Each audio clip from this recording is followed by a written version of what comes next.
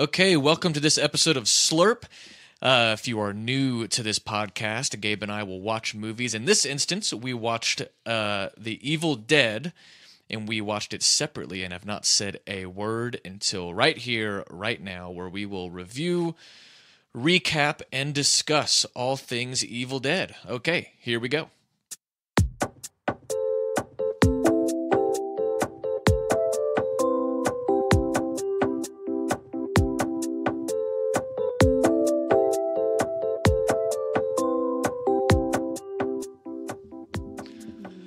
All right. Goob. Good evening, Jonathan. Okay, stick with tradition. Should I count it down this time? Fuck. Okay, yeah. Do you need a minute? No, I mean it's supposed to be the first thing. You're right. And I'll tell you later. It's the first thing. Okay. All right. 3, 2, 1. Practical Satisfied. effects are cool. What?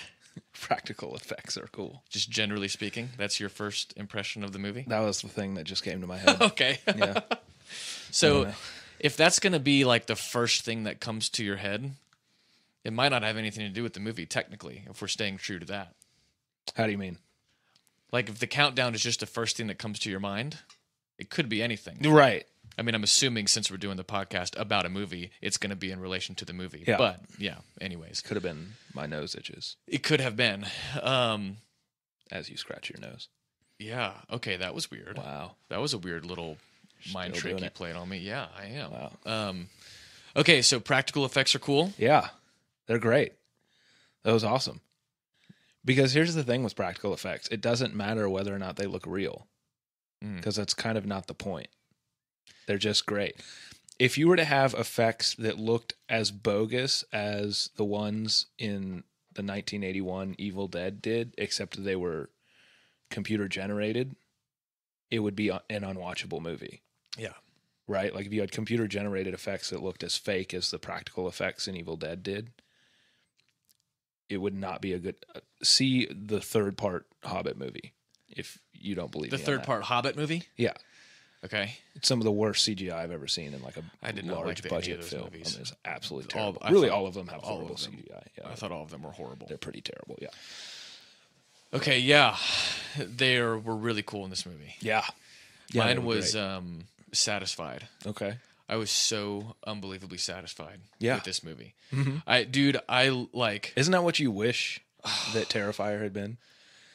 Dude, I mean, we can get into some comparisons, and for anyone who's listened to our Terrifier episode, I would imagine that our talk today is going to be very different than our Terrifier discussion. Yeah.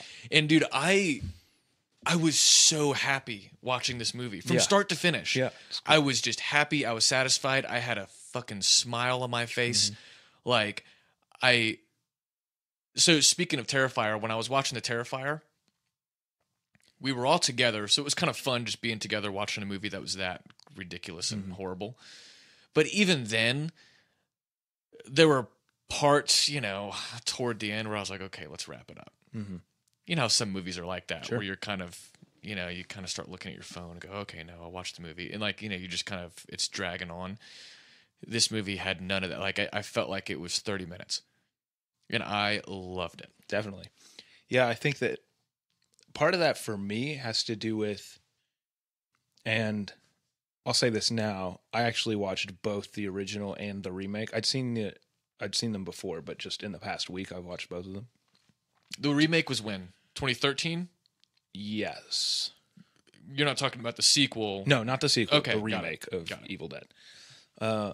But even compared to the remake, just with the original, and compared to a lot of other horror movies that I guess follow this trope of a group of teenagers, you don't have any of the background bullshit that goes on. You don't know anything about any of the characters. No. They just pull up to a cabin and then the fucking movie starts, which is great because I don't give a shit about these idiot characters. And the movie is self-aware enough to know that I don't need to care about this woman that's going to get raped by a tree. Like, I don't need to know anything about her dreams, hopes, or aspirations for that to impact me in a visceral way. when she got raped by the tree. Yeah. You know, people say there are jaw-dropping moments. My mouth opened. Yeah. My jaw literally dropped when that started happening because it took so long. Mm-hmm. And so I was like, oh, she's about to get wrapped up and like they're about to strangle her. And then when all of a sudden you see the one little stick that's kind of shaking and looks like a tree boner, my mouth literally opened and jaw was dropped throughout that entire scene. Couldn't believe it. Oh, yeah, it's amazing. And I even think, too, that even though you didn't get any character depth leading up to them going to the cabin, they did a really good job at kind of setting up who everyone was. Who was not Ash, the other guy? Is it Scott? Oh, no clue. Let's look this up. No clue. Like when I'm saying I didn't give a shit about any of the characters, I don't know their names. Ash doesn't even sound familiar to me. Like that was the guy, Ashley, but they called him Ash. Sure. Okay, so his friend, his like dickhead friend, I was laughing. I'm pretty sure it's Scott. He's the one that first goes down into the like basement dungeon. You know what I'm talking about? The guy who first goes down. Yeah, and he's like fuck. He keeps fucking with everybody, and he's like he doesn't say anything when he's down there, and then he scares Ash when he goes down there. Did you pull it up? I'm pretty sure it's Scott.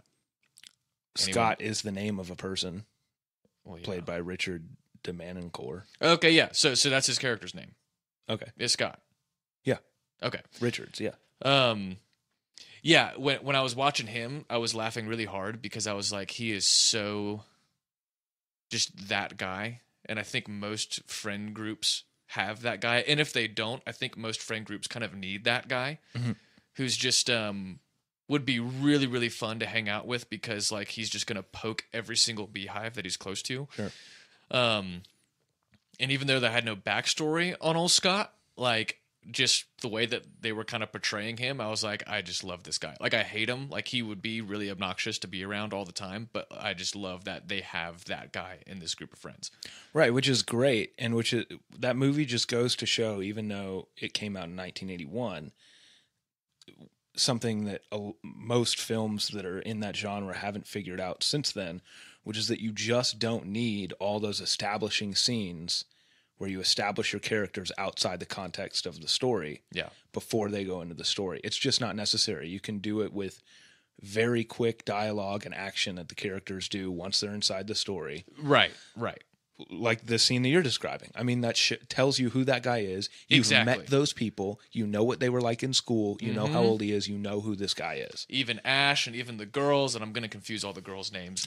Yeah. Now, you have been a fan of this movie for a long time, correct? So this is my first time ever seeing it. Congratulations. Thank you. I feel, and so I hope that anyone listening would like, I mean, this is my genuine reaction from having just watched this movie, and I am just like over the moon, excited, so happy. Like it made me feel good. Yeah. It's a feel-good movie. So now when which is a hilarious way to describe it, but it literally is a feel-good movie. Yeah. Like it, now when I hear people say campy horror, I now go, okay. Like I feel like I've redefined what that's supposed to be. Correct. And it's probably because that was kind of the OG of campy horror movies. One of them, for sure. But they did such a good... And what's funny, too, when I was looking at some of the reactions to this movie and what some people think about it, how some people are like, think that it's like funny because of how bad it is. I literally think that this is just a good movie. Yeah. Like I don't have this like, oh, I think it's good because of how ridiculous it is, or I think it's good because, oh, ha ha ha, you see that silly, effects of the, whatever fucking grits that are coming out of the zombies' bodies and whatever. Like I actually think this is a good movie. Everything they did I think was perfect. The way that they introduced and kind of let you know who these characters were just by having them in conversations with each other. Even down to the camera angles and some of the weird little, like the fog coming over the moon and like constantly blotting that out. Like, I feel like a lot of, especially indie movies, will try and have really gnarly, different kind of camera angles that almost seem like, okay, they're trying really hard to be vintage or something. And, I mean, even though this movie's older, it had a lot of that, but none of it felt like it was like they were trying to None of it felt heavy-handed. It all just kind of made sense, and I think was just awesome. I loved this movie. Yeah, honestly, on rewatch, because I haven't seen it in a little while. I'd watched the remake a few years ago, but I hadn't seen the original in a really long time. And rewatching it now, I was almost surprised by how well, at least in my mind, it had held up. Not just over time, but I guess for me personally, as I've seen more and more and more movies, it just really does. It's really good. Like the acting is honestly as good as you could want for a movie like that. Like no one's getting an Oscar nod, but Right. as for that type of movie, I mean, it's great. Like It didn't distract me for how No. bad it is. Like in a lot of horror movies, you get distracted by Right. that, where Yeah. you roll your eyes and you go, "Oh my god!" Like it's such forced interactions, and like, yeah, these. Would you say this acting is amazing? I don't know, but it fit and it worked, and it didn't take away from the movie at all. So yeah, And honestly, I I think all the actors that worked as whatever you would call them, the Evil Dead, yeah, were great. yeah, Like they did a great job in that role. It didn't seem outrageous, and the dialogue was great. I mean, it just did a really good job of, for me, establishing the characters and interactions between them. And I guess to compare the original to the second one, a thing that happens in the second one is in the sequel or the remake. no, the remake. Okay, Yeah, so 2013 Evil Dead.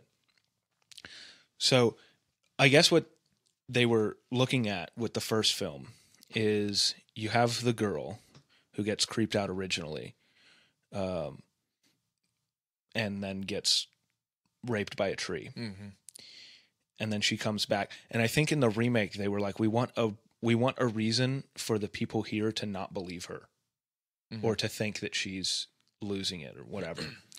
And so in the remake, she's drug addicted. And the reason that they're out in this cabin is because she's going to detox.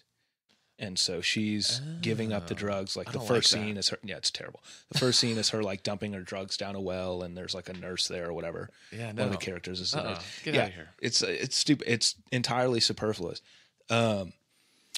I have no idea but I guess comparing the first one to that, you can just see, which is funny that one came second, because you could watch the first one and go, oh, it's just not necessary. Like, why would you add that? Yeah, It doesn't really do anything for it.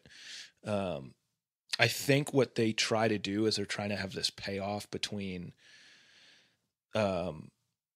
her character in the second film and her brother's character in the second film, who's like the Ash. yeah, that's right. I forgot they were siblings, but yeah, Right, for this to be like some emotional thing when he has to kill her or whatever. Which is silly because in the original, she already seemed kind of unbelievable because she just came back cut up and said they won't let us leave. Right. Like what? Like who? What are you saying, dude? Exactly. Which is the thing that You don't need to add depth to killing your sister. no. Right. Right. In the first movie, I understood that better than the second one. Now, there were things that I like about the second one, but just to talk about the very quick things that the first one did really well that you alluded to, one, the dialogue and establishing characters. Like there's a moment prior to that character having that experience where another character he says something to the effect of like, come on, everybody knows she's crazy.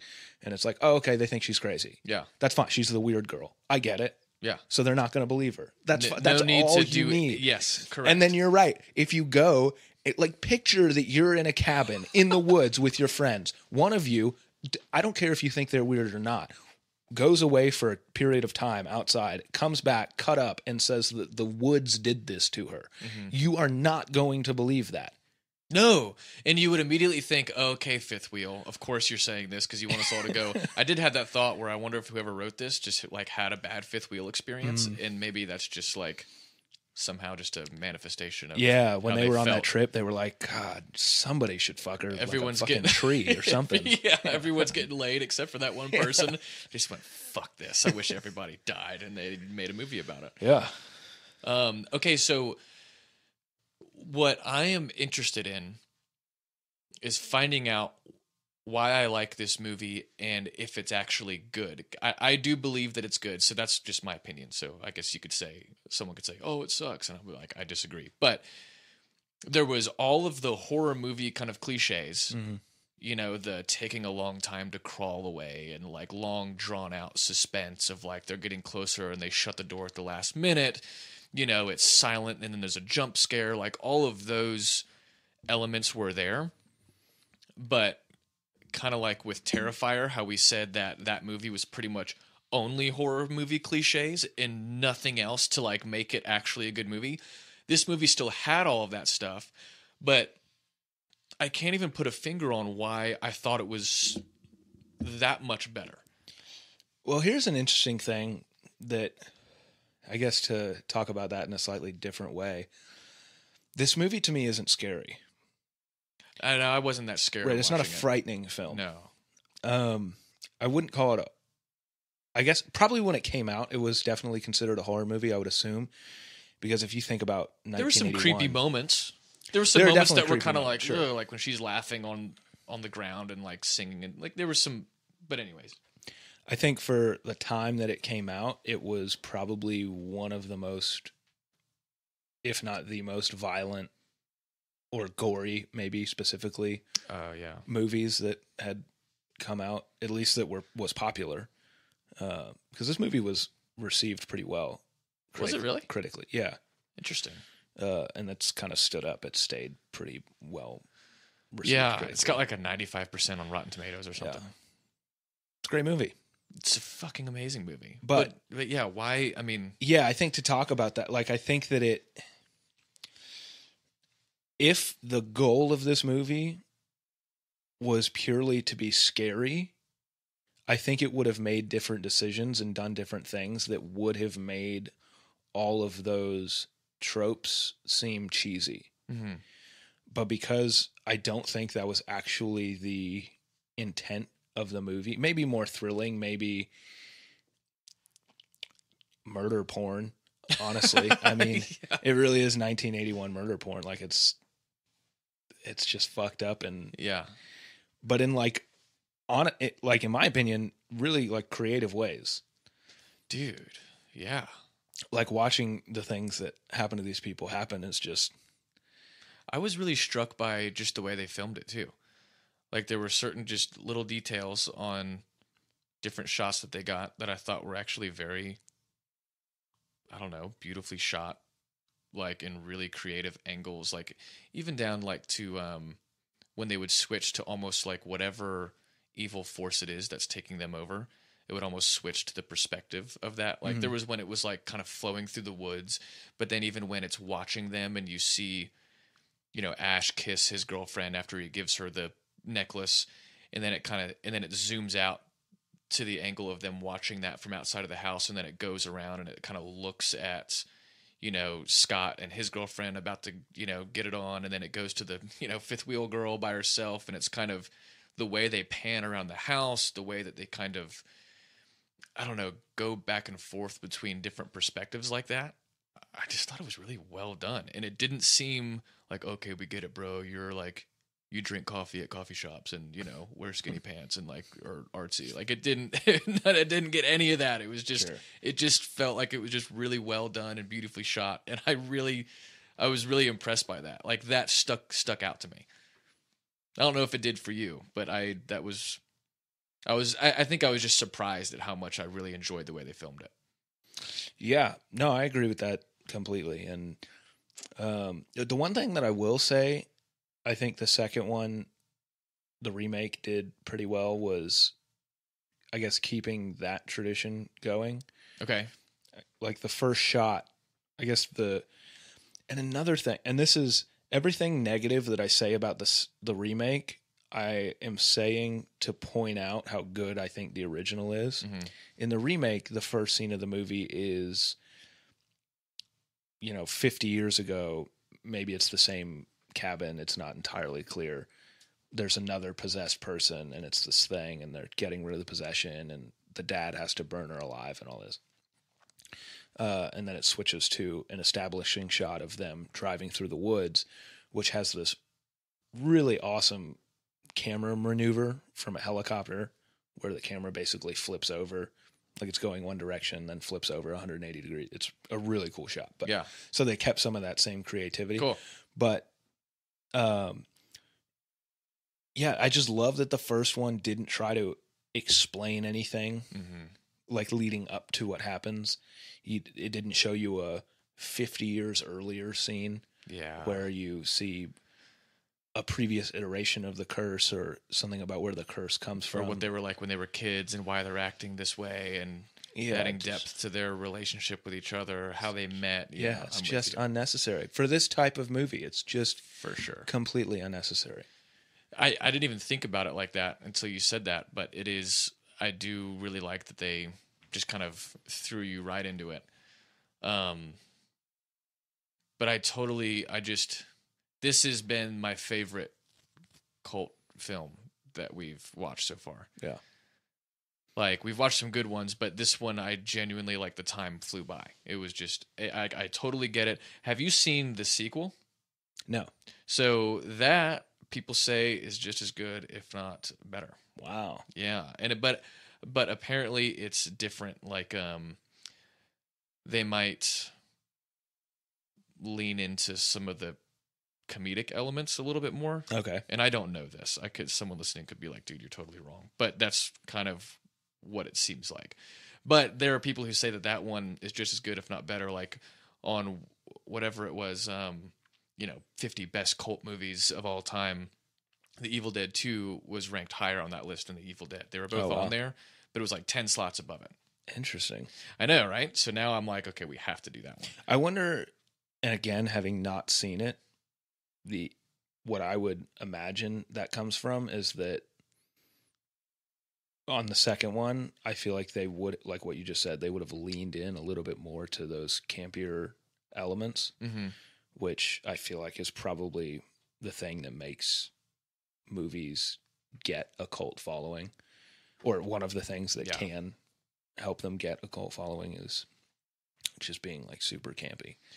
Well, yeah, and leaning into a certain kind of, and just a certain vibe or feel of the setting, like going back to like Donnie Darko, for example. Like, I mean, yes, that movie is absolutely ridiculous, and there's all sorts of shit you have to somehow manage to grasp if you do 3 days of reading after you watch the movie. But what it did really well was setting that kind of 80s scene with the music and like even like some of the overtones and like the in between kind of a horror / fun 80s movie, and like how they were able to, I don't know, walk that line between the two.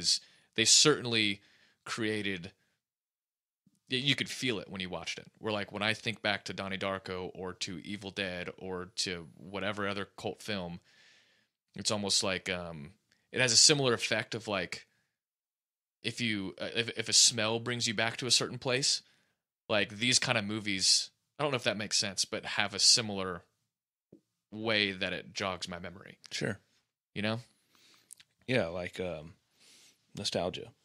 Yeah, okay. That's yeah, definitely nostalgia. That's a much quicker way to describe everything I just said.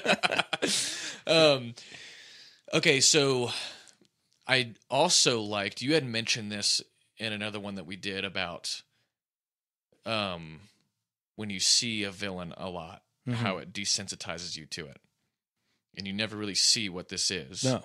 You just see the manifestation. You see the effects of it. Yes. Which is great. Fucking awesome. Yeah, there doesn't have to be some, it turns out it's this evil witch in the fucking woods and there's a totem and let's go find it. Like, none of that bullshit. Yeah, and then I even hate, too, when you get, like, backstories on villains, especially. That's why I think the Joker is, like, the coolest, like, character in any comic book ever, is because you don't know where he's from. Yeah. And every time he says something, it's bullshit. Yeah, complete bullshit. Yeah. And, he's just making it up. In every version of any Joker tale we've seen, you end it with, I can't. You just can't. He's a, what is it?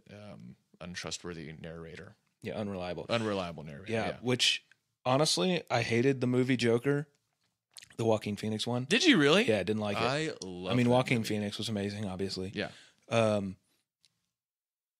really there was two things that I couldn't get past. One was just the idea of there being a movie about the Joker's backstory. Sure, that was hard for me to get over. Just fundamentally I didn't like, and I know that there was the scene at the end of the movie where it was turned out it was just him telling the story in Arkham, and it could have all been nonsense. Which to me makes the second reason I disliked it less severe, were that the case, which was the incessant need to tie it into Batman. Oh, yeah. That was so bothersome to me throughout the movie. Yeah. I was like, it doesn't fucking matter. Yeah, Batman doesn't matter. Like the Joker didn't hate Batman. Right. Like that wasn't part of his character ever. Yeah. He liked Batman. Yeah. That was he's just a crazy person. Yeah, I haven't thought about it like that. I guess I wasn't too... The ending did kind of save some of my initial hesitation.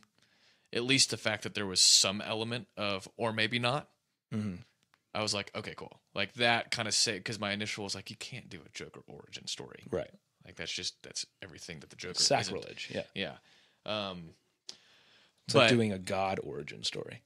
Yeah. Like what? And then when he was a kid and he went, these other gods don't do it right. And he's like, I'm going to do it better. What are we talking no, you about? don't need that. Yeah. So yeah, going back to this, like, I love that you never actually see what it is. You just see the effect. There's no backstory to it. I guess there sort of is, but not really. The only backstory you get is that tape recording of someone else who had experienced it. Right. And I even loved how they did that, because I kept thinking throughout the movie how there was that part in the tape when it's like, it seems to be that the only way you can get rid of this thing is by full dismemberment and taking off all the limbs. And that's the only time you ever actually see any of the evil dead like die. But that was a cool scene too, when they found that, and then the girl gets really creeped out, and then he keeps playing it, and yada yada. Like, it's just, and even those scenes too were like, yeah, the effects, and you see the kind of glowing leaves waking up from the incantation or whatever. Like, I don't know. Like, I could see how someone would say that that's really cheesy, but I fucking loved it because none of it seemed out of place with the rest of the movie. Yeah. It wasn't like you had this amazing movie and then all of a sudden this super cheesy effect scene where you go, oh, dude. I don't know why I just thought of this, but have you seen Triple X with Vin Diesel? I know that I have, and I will remember nothing from it. Dude, there's just this scene. Now, granted, a lot of the stunts are like unbelievable, right? Like, I mean, and I mean literally like like I don't believe them. Okay. And they are called stunts. Yeah. But you know, there wasn't. There was a lot of times throughout that movie where you can't get past the fact that, okay, he wouldn't literally tail whip a dirt bike through a barbed wire fence with a machine gun. Right. Whatever. Okay. Sure. And but it's an action movie. Okay, cool. It's not that big of a deal. But there's this one scene where he's like running through these like alleys or something, and he jumps up to like he gets somebody's like food tray. So he's running with this tray, and he jumps over these steps. And he like puts the tray underneath his feet, and he grinds down the rail of the whole steps. Oh yeah, and the special effects, and it must be bad if I noticed that this stunt. I was like, okay, that's crazy. All right. Why did I say all that? Oh, I guess just like at least everything was consistent in this one. It wasn't like there was one thing that I felt like, oh, that's out of place. Even when they were decomposing at the end, I was like, of course, this is just perfect. Well, I think that's part of the beauty of practical special effects is that your suspension of disbelief is lowered and you're not as critical of them. Just because you know that they're practical. Mm-hmm. But it's not necessarily a conscious thing that you're doing. You're like, okay, I know this movie came out in 1981. I know the effects aren't going to be as good. Brain, don't shit on this movie. Like, you're not doing that. It just happens naturally. It's the same reason that you can have that watching a play with a fight scene, like a live play with a fight scene, doesn't take you out of the moment and you go, oh, this is stupid. Like, this your suspension of just, like, it just works for that medium. So I think the same thing holds when you use practical effects. Mm-hmm. You don't require as much perfection just purely because of the medium that they're using to convey what they're trying to put on the screen. It's actually, I don't know if there's a parallel to this, but you had said something about musicals. Mm-hmm. and how when you're in a musical, it kind of already separates you enough from reality where certain things, like kind of like what you just said, you wouldn't notice them. Just to echo what you said in that one. But, in preview, for anybody who doesn't know, our first ever episode, because I remember when you said this, was when we did Rocky Horror Picture Show. And we did a whole episode on Rocky Horror Picture Show. We were so jazzed. We were so excited. And then dumbass me didn't have the headphones on or didn't do a sound check before recording. Really. Yeah. And we had this horrible feedback from our mic cables. And so the entire episode, it was like, just over the whole thing. Yeah, and that'll be an exclusive Patreon episode. Yeah, but I think it worked out for the better because when we go and redo the Rocky Horror Picture Show, it's after we're going to go see it live, which I think actually is a godsend because I think that's the only way we can actually review that. But anyways, that's for another time. But preview for anyone that is coming. But you had said that in that episode because there was something where I was like, that's so ridiculous. But you were like, yeah, but a musical kind of same way that like animated stuff can take you out of reality enough to where certain things won't stick out. All that to be said, or all that to say that, yes, the effects were perfect. Yeah. The story was, and I think it's cool too, the little research I did on this. I almost kind of purposely didn't research a lot because I just wanted to share my genuine, like, I just watched this for the first time and holy shit, it's amazing. Yeah. But do you know much about like the writers or the directors or kind of how they made this movie? I believe not a ton. The only thing that I think I know at least is that either it was or there was another thing that the director Raimi, Sam, is that his first name? Ted Raimi and Sam Raimi. Sam Raimi, I think, is the director. Robert Tappert. I just looked up screenwriters, script writers. Okay, about to go to Wikipedia. But I think that either a version of this movie or a different movie had been made as a short film to like generate interest, and then they got a budget like I don't know, $100,000 or something, and then they made this movie with it. But that's about all I know. Yeah, they began to make Super 8 movies. So who was it? What's his name? Sam Raimi made Super 8 movies with his friend Bruce Campbell, who I believe played Ash, if I'm not mistaken. I'll double check that too. Yeah, I think that's right. They met in college, teamed up with Robert Tappert to shoot Within the Woods in 1978, which is a 32-minute horror film. And then that movie raised them $375,000, as well as his debut feature film, It's Murder. During that time, he also shot a 7-minute short film, Clockwork, in 1978. And I think just all of the money that because it sounded to me, the little bit that I dove into this was like they quit school or maybe were trying to pursue this movie career and they were trying to raise money and they made these short films, and that was kind of something they put on their resume to, when they pitched their ideas to people who could actually fund them. And so I think that Into the Woods raised them enough money to then make Evil Dead, if that made any sense at all. Yeah. From a very uneducated person saying this. I think they actually wound up either borrowing money or taking donations from like a lot of Campbell's personal connections and family members to eventually, because they raised some amount of money, but I think Raimi wanted or needed like $400,000 or something, and they weren't particularly close to that, so I think they basically borrowed the rest. Okay. That turned out well. Movie. Yeah. And so it did do well when it came out. It was like received well initially. Yeah. That's pretty cool, because a lot of these movies that end up kind of becoming these cult films are usually shit in the box office. I don't know if that's entirely true, but that seems to be a theme for at least the last 3 that we've done. Yeah, I mean, it domestically it was $2.4 million box office. Okay. And then internationally they really don't know. Yeah.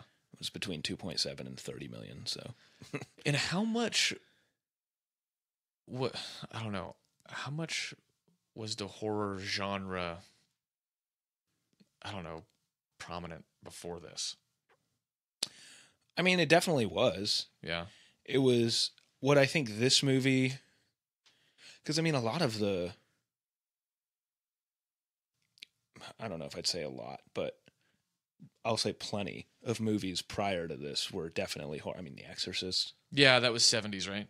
Early 70s. I want to say it was like early 70s. Yeah, might have been.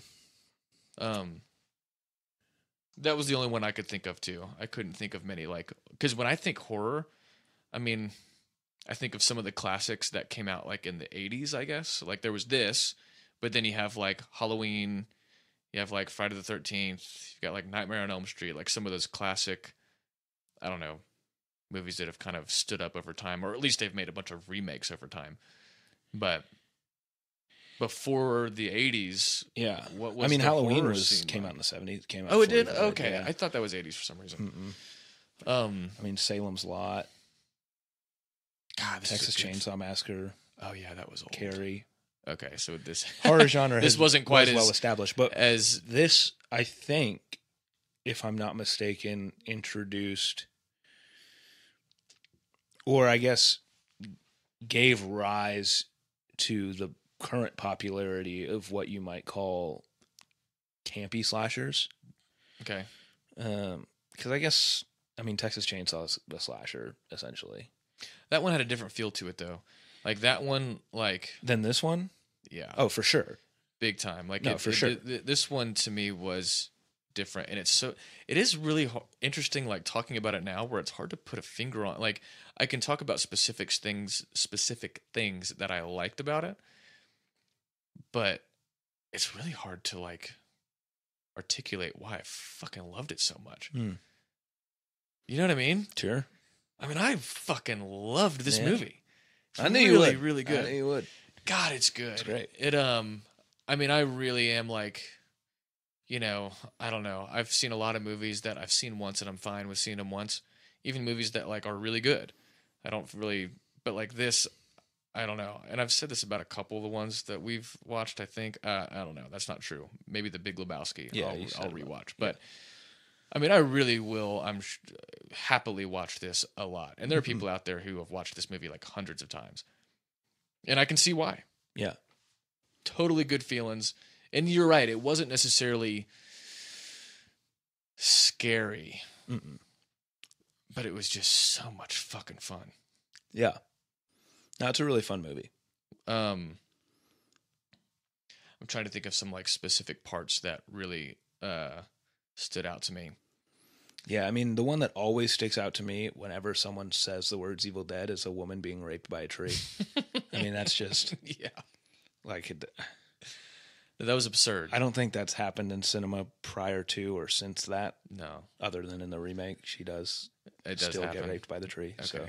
Bummer. I think she would have missed out on that. Nope. Second I time think it's through. kind of integral to it is pretty story. integral, yeah. But I also love about this, like, I love the way that the Evil Dead interact. Like how they just talk shit. And then they also fuck with them. Yeah. You know, like they'll change back or pretend to change back to like the original character. Mm-hmm. And just to fuck with them.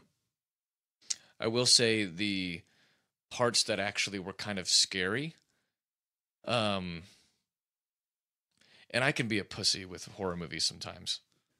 Like to where other people might go, seriously, dude? Like I've watched like The Conjuring like through my fingers like multiple times. Really? Yeah, it's bad, dude. I can like bad. Like okay. The sequel to The Conjuring with the nun. That's the sequel, right? That's the second one. Did you see that? Are you talking about The Conjuring Part 2 or are you talking about The Nun? Oh no, The Conjuring Part 2. Okay, yeah. And The Nun was the villain garbage or whatever. But okay, dude, Adrian is kind of like me, a friend of ours, Adrian, for anyone who doesn't know. Hey, Adrian. When he saw that movie before me, and he's like me with certain scary movies, and his only review of it before I saw it is he said, dude, I just wanted it to stop. Wow.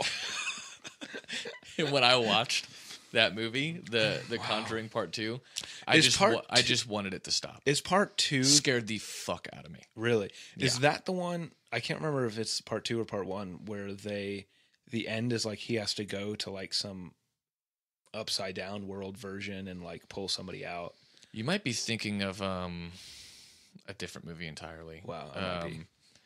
Oh my god, I can't think of what that movie's called. I just know that there's that song, "Through the Window," do do do do do do, and the little boy skipping. You know what I'm talking about? No. Oh well. But no, I don't think that's The Conjuring Part 2. No, that's Tiptoes just Through the Tulips is the name of that song. Oh, nice, good pull. Yeah. But I can't remember. No, dude, those movies scared the shit out of me so bad. And so I will say, like, this movie wasn't scary to me, and I am not a hard scare. Like it doesn't. I mean, you know, and those movies are scary to other people too, I'm sure. That's what I'll tell myself. But this movie wasn't scary to me. However, going back to what you were just saying with them going back and forth between like who they actually are and the demons, when the girl was sitting cross-legged and was like like laughing or whatever, and then went back to totally normal, and then you saw, and I loved this too, how at one point when he was burying her, how they were doing he would look and she would close her eyes. Yeah. He'd look away and she opened it, going back to when they did that, you know, earlier on. A little shit like that. I was like, that's just really well done. Yeah. Like, awesome. But I did think that her going back and forth, I was like, that's fucking creepy. And then the other thing that was scarier to me was when he had to go back down into the dungeon for the shotgun shells. And then like the projector came on, the blood coming from the pipes. Like that, I was like, it really ramped up there for a second. And the music kicks on where I was like, oh shit. And I was like, it kind of got me a little bit. But I was never, for someone who's easily scared, this didn't, I just had more fun watching it. Yeah, no, it's a purely entertaining movie for me. Yeah. Like there's not a whole lot else I could use to describe it because it's not scary. It's not really even thrilling. Like it's just pure entertainment and it's great. It does it really well. Are there any movies that do scare you? There are movies that have scared me as a grown adult. No, there are no movies that. Yeah, I can get scared. Yeah. When you were talking, I was like, that's so funny. Like I'll like download the scary movies of the year whenever I feel like it. And, like watch them by myself with all the lights turned off just to like try to feel something. And it just doesn't work. It just doesn't get me. Yeah. There's just to try to feel something. Yeah, just try to feel something. A movie that did scare the shit out of me, or something different, I suppose. A movie that did scare the shit out of me when I was younger, there were two movies primarily. One, and this one makes a little bit more sense than the other, was 6 Feet Under with, I think, Harrison Ford. Okay. And then it's just about a guy who murders his previous wife, I think. I don't remember. I haven't seen it since I was literally a child. Okay. But then the one that really got me was Batman and Robin. And what? Yeah. And the reason is, Arnold Schwarzenegger, like when he, Mr. Freeze. But the reason is, when I was a kid, I thought that, and this is actually kind of funny. So for anyone who's under the age of 20 listening to this, there used to be these things called VHSs, and you would put them in VHS players, and it doesn't matter. But I had that, so you couldn't have infinite movies basically, and I had Batman and Robin, so I'd watch it a lot in Star Wars. With the rubber, with the rubber nipples, right? Yes. Yeah. Yeah. Okay. Yes, yeah, where he has nipples. Yeah. But one of the things that I thought is that when you watched movies, the actors were in the television acting out the movie. And what was really funny is when you would rewind, so the reason I started talking about VHS is because you couldn't just start a movie from the beginning. If it was at the end, you had to physically rewind the tape. Yeah. So you'd put it in the VHS player and press rewind. And I always remembered being really impressed that the actors could do the whole movie in reverse. Stop it. I swear to God. I really did. God. Like I really believed that they were in the TV, whatever. And so I thought Mr. Freeze was in my TV, and he seemed like he could do pretty crazy stuff. And I thought he was going to come out of the TV and get me. So I was terrified. How old are you? 15? Bro, this was like 3 weeks ago. No, I mean, I was probably like 5. Now, were you scared because you were like, they can never get out? No, I was scared that he would get out. Okay. Yeah, I was scared that Mr. Freeze was going to get out and freeze me. Gotcha. Yeah. So, and then I was secretly hoping that Poison Ivy would get out. so she was hot. That was wild. Is that Uma Thurman? Yeah. Yeah. And then Robin duped her with the rubber lips. Got him. Good man. Yeah. Wow, you remember that movie surprisingly well. Oh yeah, I watched those movies a lot. Okay, cool. Oh yeah. So you were afraid of Batman and Robin because you were afraid Mr. Freeze was going to actually bust out and freeze you, and then you were afraid of 6 Feet Under. Mm-hmm. Why 6 Feet Under? It was just, I think that was the first genuinely like meant to be scary movie I saw. Okay. And I just saw it as a child. But I mean, pretty much since, I don't know, like I started doing drugs at a pretty young age. And I don't know, I just stopped. I feel like I grew up quicker than, I don't know, like it just, movies just don't really robbed do you it of your for me. innocence and then completely, so pretty now much. you're not right. Okay, so don't do drugs if you're young because then you can experience scary movies for how they're meant to be. Yeah. I guess there's I don't know if it was so much the drugs or the lifestyle that comes along with the drugs. Maybe. So if you can do the drugs and avoid the lifestyle, I'd say, hey, have fun. Kids, go for it.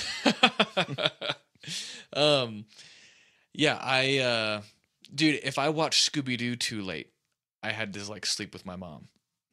I thought you were going to say now. I was going to tell you really need to get a therapist. Yeah, no. If it's that big of a problem. Well, I haven't watched Scooby-Doo since because of how scary it was. Right, for sure. That's amazing. Yeah.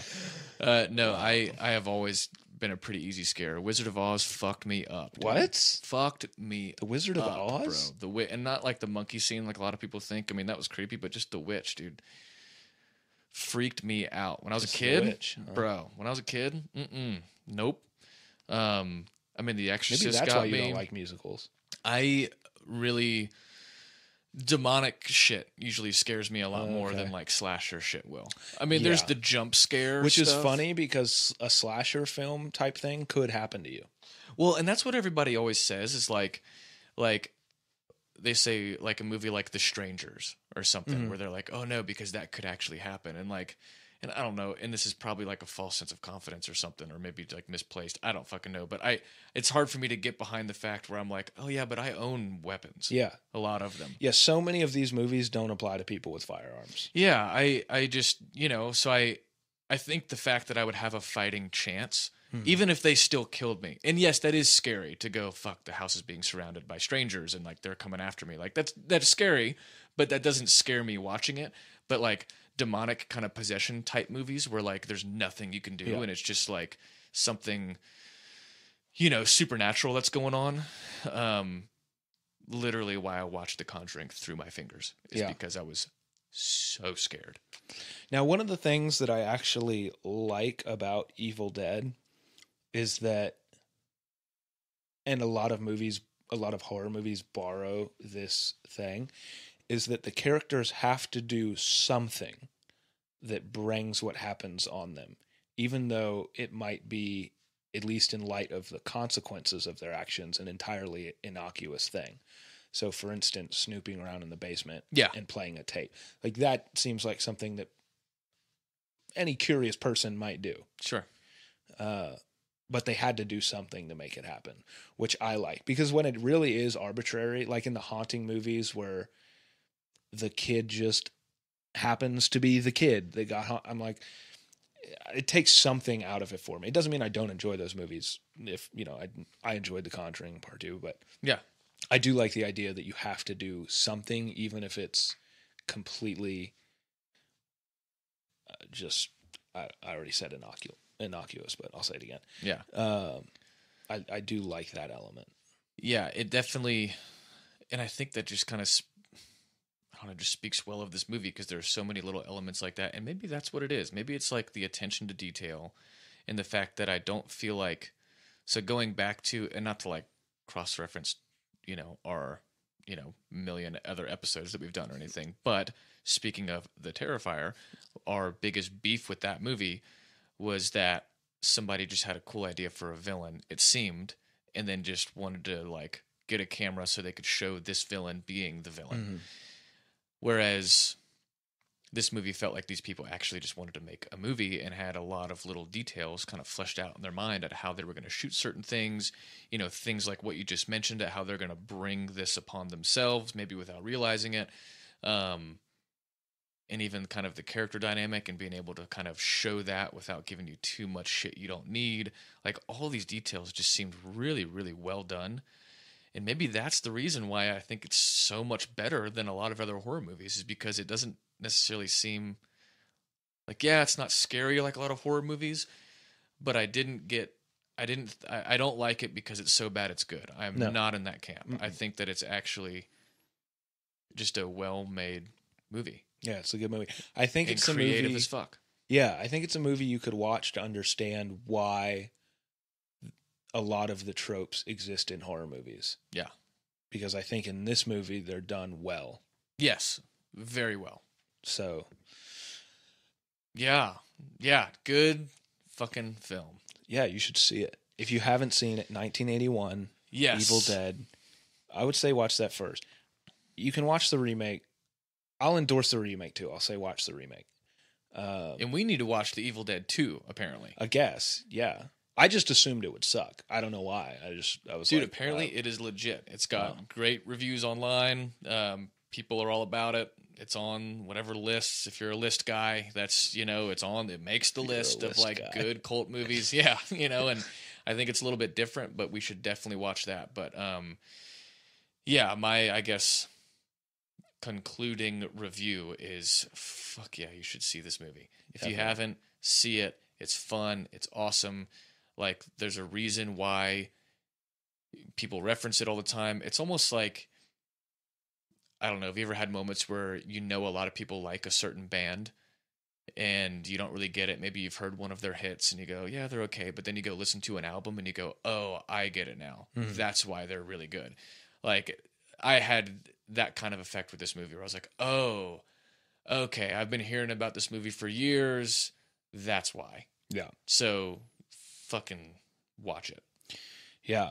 I think my parting thought would be, if you're eating Panda Express Kung Pao chicken mixed with fried rice, don't eat it during the last scene when he burns the book and then all the zombies disintegrate, because it will be an upsetting experience for you. Yeah, or grits of any kind. I got grits. You really don't want to stay away from grits or cream of wheat. Yeah, that's oatmeal. That's not going to do it. Oh, yeah. Don't eat oatmeal within, give yourself a good 24-hour stretch before and after. Yeah. Give yourself, an oatmeal grit and Panda Express cleanse. Yeah. Because, that was bad. Yeah, that's not something that you want. Even, the weird, I don't know, what was it that was shooting out of their limbs? The milky yeah, dude, it was so I think that's probably what they used. It looked like curdled milk with food coloring. Yeah, dude. It was just bright yellow. It didn't make any sense. So but then because another just quick little thought. Another reason why this was done well is because those things are ridiculous. Curdled milk shooting out of a severed hand. Yeah. No, makes no sense. That doesn't happen. Grits and, Kung Pao chicken flying out of a rotting demonic corpse. Yeah. Why? But the fact that I was just along for the ride and didn't think twice about that, and was just yes, give me more. I don't care what. French fries could. And they give you a lot. And they give that scene goes on for a while, a long time. Yeah. And I loved it and did not think twice about it. No, I was just. It seems like they took 3 different versions of the things dying or exploding or whatever, and then rather than picking one, just said fuck it, throw them all in there. Yeah, that would have been a fun day at the writer's table of going, what if we do this? Yep. Oh, and then comes the curdled milk. Yeah, sure, that works. Yeah, for sure. Or maybe people just emptied their pantry and brought it to set and went, okay, I have cans of soup and old milk. Yeah, great film. Definitely should watch it. Anything else? I'm pretty sure it's banned in some countries. Seriously? Yeah. Why? Why would that? How ridiculous it is? The violence level. I guess because of how, kind of what we were just referencing. it doesn't I think seem that scene in particular really sends it over the top. Yeah, but even like because of how ridiculous it is, it doesn't. I don't even think of that as being violent. I mean, I know that it is like objectively, like okay, yeah, the things that happen are really gross, but I don't know. I'm surprised to hear that. I think in terms of that type of stuff, the remake is way worse. Okay. Because it's more graphic and the special effects are not. I mean, they might be practical, but they just look a lot more real. And people do. Dude, yeah, like I don't want girl, it. I want the horrible, nasty, unrealistic. One thing I will say about the second one that should be said is a girl is trying, like, it seems that it's spread by bodily fluid. And she gets like bit on her arm, and she can like see it moving up her arm, and so she takes a turkey carver, like one of the electric ones they use on Thanksgiving, and just saws her arm off at the bicep. Cool. Yeah. And the whole time, and you just like watch it happen. It's disgusting. And the whole time, the original infected, the one that's in the dungeon, his sister or whatever, is screaming like, "No, don't do it! Don't cut it off, bitch!" Like, no way! Oh, that's so awesome. that part is fucking sick. Okay. In the remake, but yeah, you should see both of them. They're amazing. They're great. And then we'll do the Evil Dead 2 at some point. That'll be coming somewhere we'll down the road. to. Yeah. I feel like we kind of have to. Sure. Cool. That's all we got. Love you guys. Love you, Gabe.